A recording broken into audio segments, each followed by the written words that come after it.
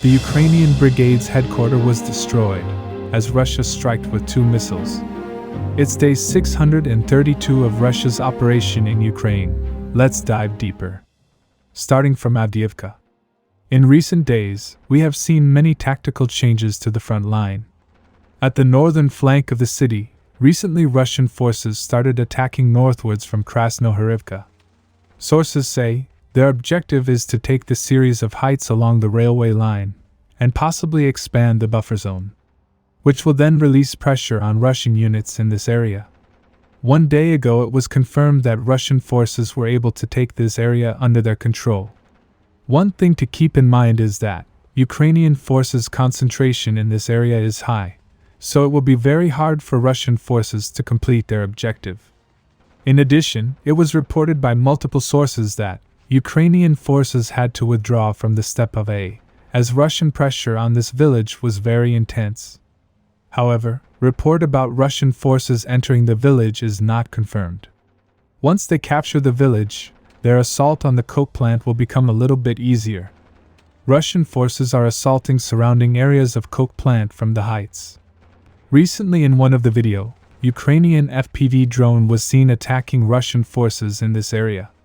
This suggests that storming of the actual plant will begin in the coming days. This height and steppe of A will play an important role in that process.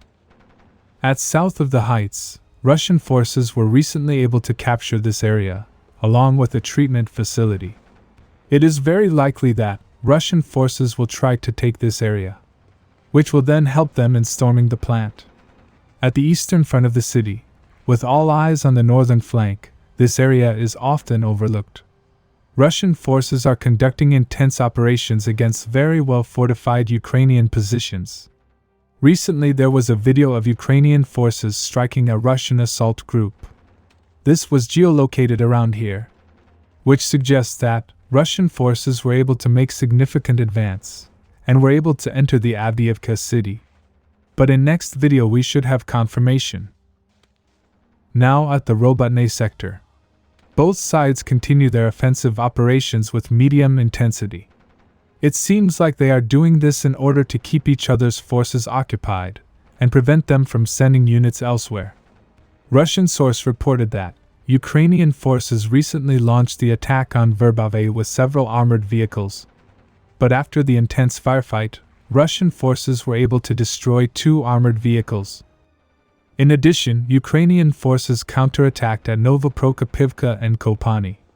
On the other hand, Russian forces also conducted counterattacks. Both sides did not find any success.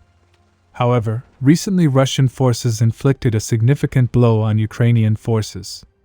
Report says, while conducting aerial reconnaissance at Ukraine's rear, Russian recon unit discovered the Ukrainian headquarters of the 115th Brigade of the Ukrainian Armed Forces.